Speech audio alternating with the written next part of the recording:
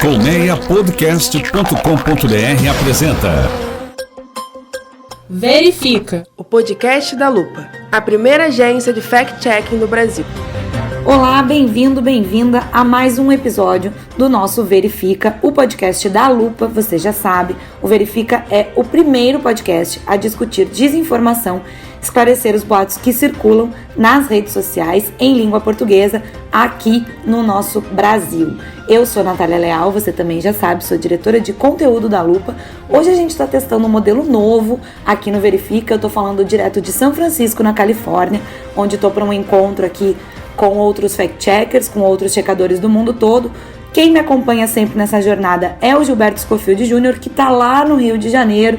E aí a gente vai, mais uma vez, conversar sobre os nossos boatos de todos os dias. Tudo bem, Gil? Fala, guria! Tudo bem? E olá para você que ouve o Verifica, visita o site e nos acompanha nas redes sociais da Lupa. A Lupa, você sabe, é a primeira agência de checagem de fatos do Brasil. E hoje a gente trata da onda de informações falsas desencadeadas pelo mais recente capítulo do caso Marielle.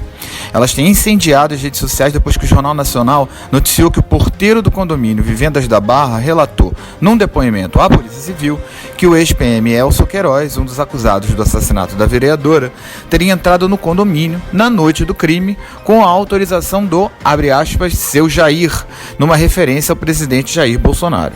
Pois é, Gil, daí o Bolsonaro chamou a reportagem de, abre aspas, patifaria e até ameaçou não renovar a concessão da Rede Globo. No dia seguinte, o Ministério Público informou que, segundo uma gravação do interfone do condomínio, quem autorizou a entrada de Elcio de Queiroz foi o sargento aposentado Rony Lessa, o outro acusado da morte de Marielle Franco. Bom, mas aí a essa altura, as discussões e as informações falsas já estavam inflamadas nas redes sociais.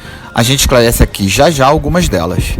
E o nosso programa ainda tem muito mais. Como já é costume, a Cristina Tardáguila conversa com a gente direto dos Estados Unidos para trazer um olhar internacional sobre o mundo da checagem de fatos. Nesse episódio, a Cris, que é fundadora da Lupa e atual diretora adjunta da International Fact Checking Network, a IFCN, comenta como o TikTok, o aplicativo de mídia social mais baixado do mundo, está virando um caldeirão de debate político e de notícias falsas. E ainda temos o nosso quadro sobre mitos e verdades na área da saúde. Nessa semana, a repórter Natália Afonso desvenda mais uma promessa de cura milagrosa do câncer que circula nas redes sociais.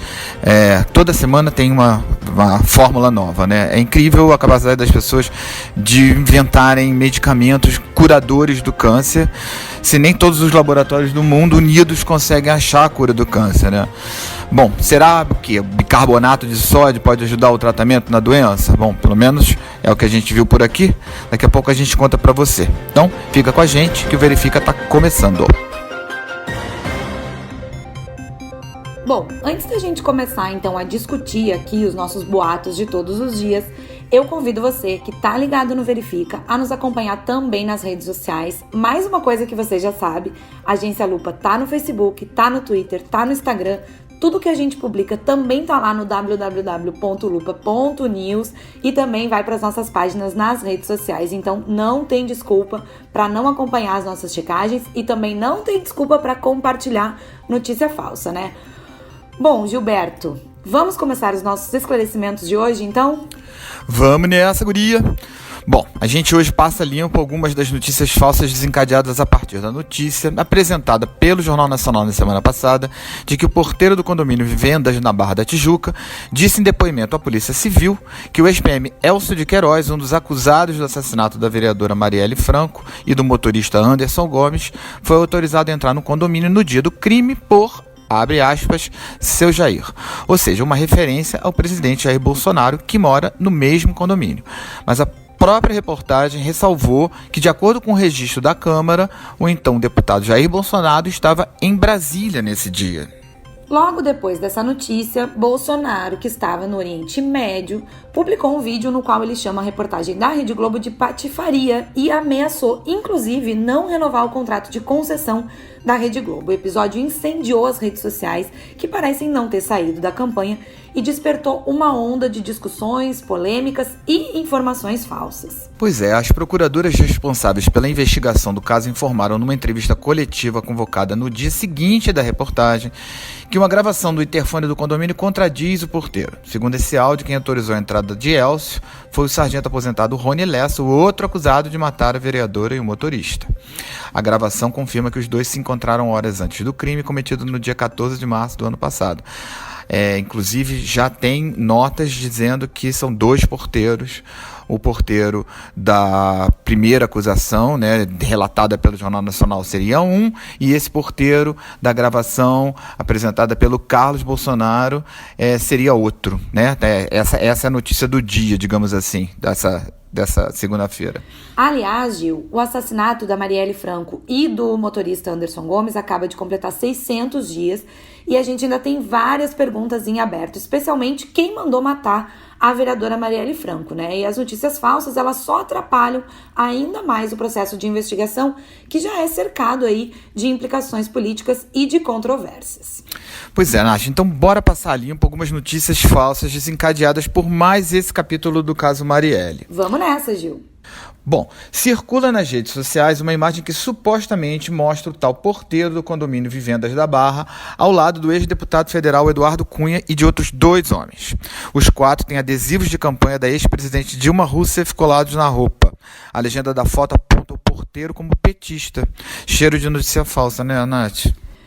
Gil, a equipe da Lupa verificou que o homem sinalizado na imagem não é porteiro do condomínio Vivendas da Barra, mas sim o ex-deputado estadual e conselheiro afastado do Tribunal de Contas do Rio de Janeiro, Domingos Brazão.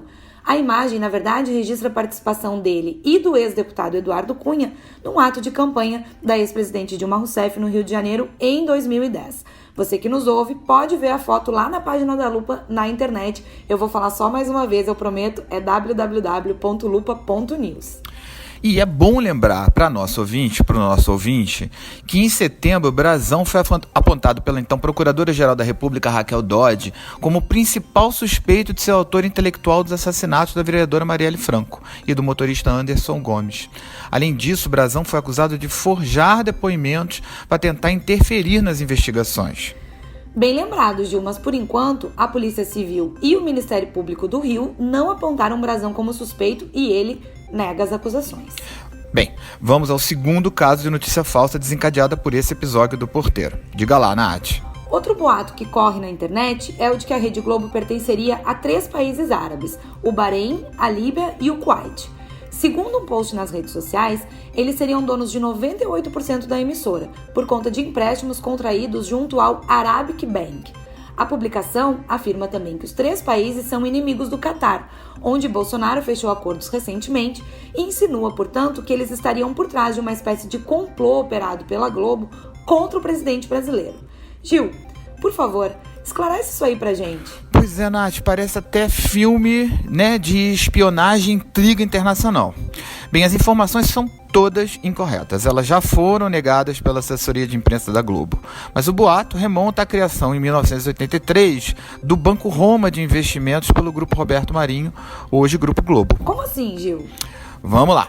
Em 1989, o Banco Roma virou uma joint venture, ou seja, uma associação econômica entre 2 empresas, e passou a se chamar Banco ABC Roma com a entrada do Arab Banking Corporation, também conhecida como Banco ABC. Essa instituição fica no Bahrein e seus maiores acionistas são o Banco Central da Líbia e a Autoridade de Investimentos do Kuwait. Naquela época, é bom lembrar, estrangeiros não podiam ser donos de bancos no país e era necessário se associar a uma empresa brasileira ou a empresas brasileiras. Tá? E aí? A participação do Grupo Roberto Marinho foi comprada pela Arab Banking Corporation em 1997. Depois disso, a instituição mudou de nome para Banco ABC Brasil. A Arab Banking Corporation não adquiriu, portanto, a maior parte do Grupo Globo, como afirma o post que circula nas redes sociais. Na verdade, houve apenas a aquisição da parcela correspondente à família Marinho no Banco ABC Roma. Além disso, Gil, a publicação comete outros erros elementares sobre as relações políticas entre países do Oriente Médio. O texto afirma que o Bahrein, a Líbia e o Kuwait são, abre aspas, inimigos declarados da Arábia Saudita e do Catar, o que está totalmente incorreto. Na realidade, são esses dois países visitados recentemente por Bolsonaro que têm relações bastante tensas entre si. É isso mesmo, Nath.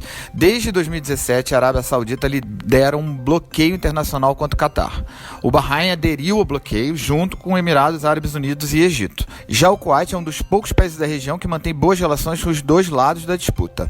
E a Líbia, como a gente sabe, fica longe do Golfo Pérsico e está sem um governo único centralizado desde a queda de Muammar Gaddafi em 2011. Portanto, a Líbia não tem participação relevante no conflito entre a Arábia Saudita e o Catar. Ou seja, Gil, esse post é um verdadeiro combo de desinformação. Pois é, Nath. E tem ainda uma outra especulação que corre nas redes sociais a respeito da Globo, ainda aí na esteira da notícia sobre o tal depoimento do porteiro, né? Um post afirma que o Japão retirou a Globo do ar, alegando que a emissora é, abre aspas, um mau exemplo para suas futuras gerações.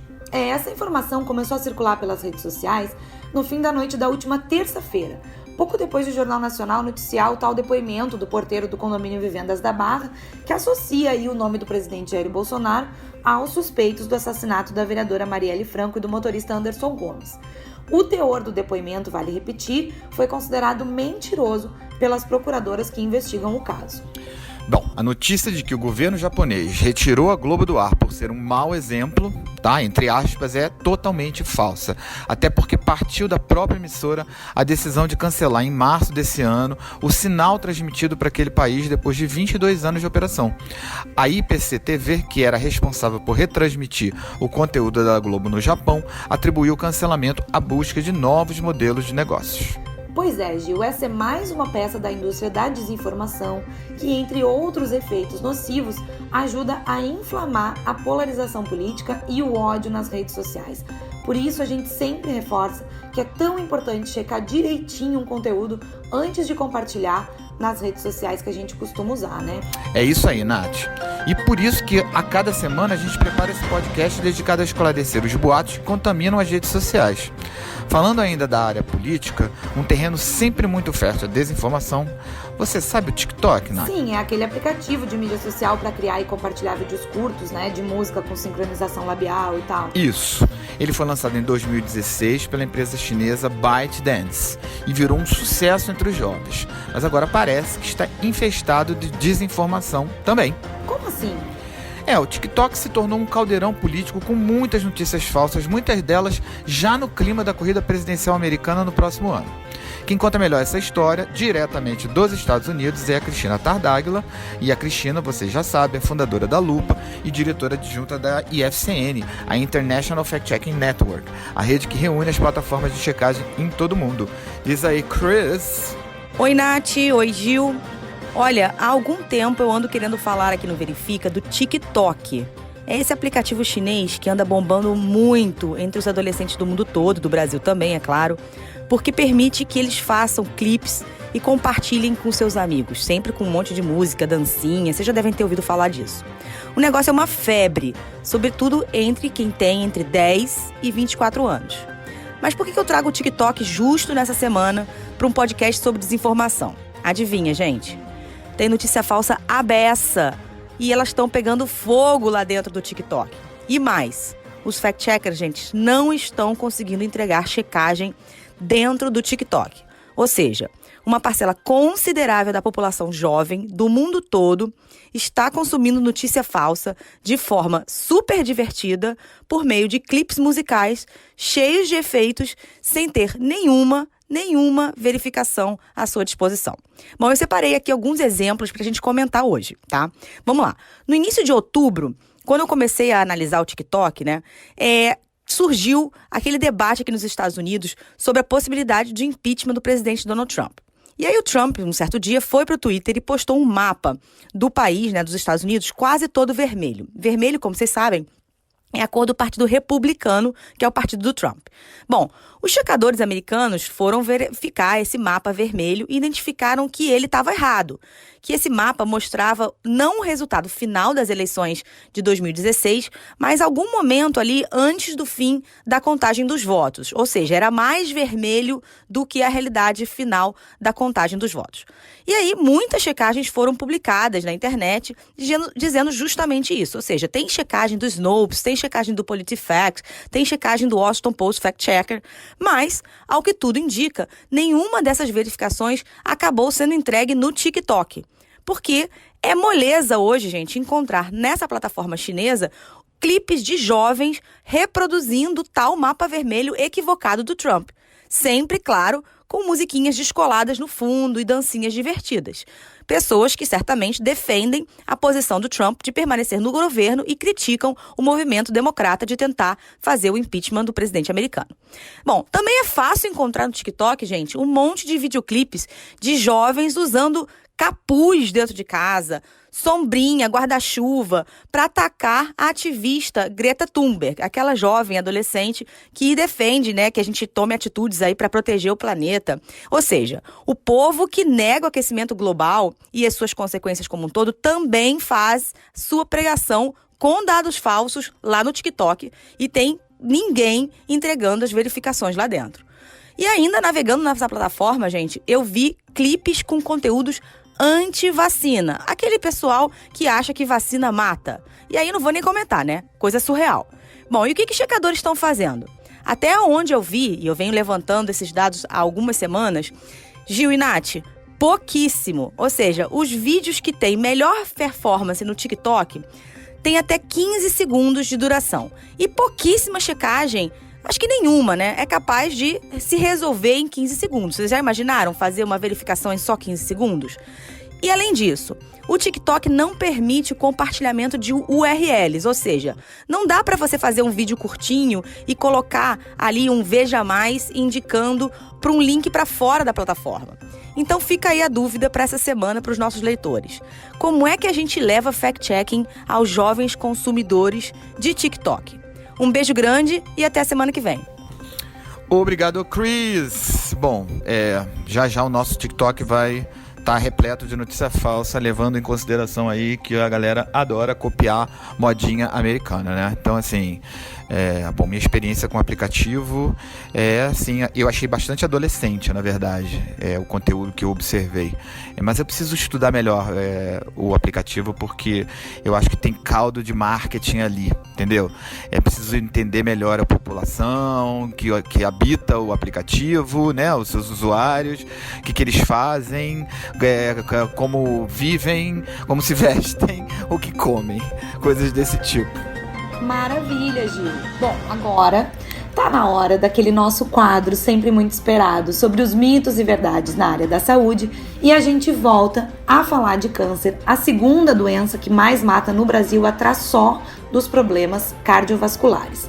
Gente, é uma loucura a quantidade de informação descabida sobre câncer que circula nas redes sociais.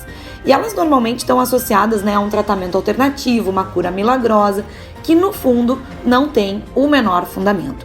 Hoje, a nossa repórter maravilhosa, Natália Afonso, esclarece mais uma dessas lendas urbanas. Dessa vez, a de que o bicarbonato de sódio ajuda a tratar o câncer. Natália, isso faz algum sentido? Oi, Nath. Oi, Gil. Pois é, publicações nas redes sociais afirmam que o bicarbonato de sódio ajudaria na cura do câncer. Essa recomendação seria do médico italiano Tullio Simontini. E de quebra, essas publicações também dizem que o câncer é um fungo. Bem, a equipe da Lupa verificou que não é nada disso, tá?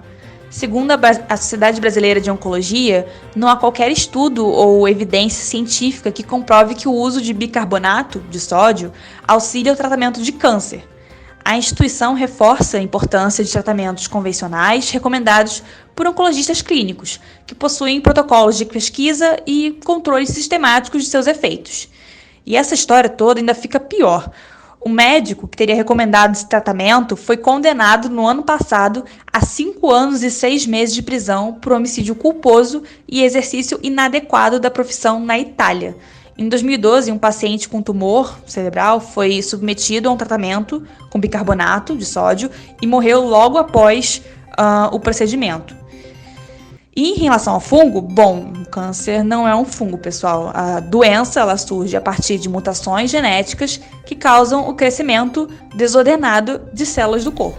Muito bem, Nath. Mais uma aula sobre saúde aqui, alguns dos mitos sobre o tratamento do câncer. Aliás, a gente vai seguir passando a limpo esses boatos sobre o câncer e diversas outras doenças que, infelizmente, se propagam aí nas redes sociais e que pegam muita gente desavisada, e especialmente as curas, né? As curas caseiras, chazinhos, suquinhos e coisas que acabam tirando as pessoas dos tratamentos cientificamente comprovados, tá?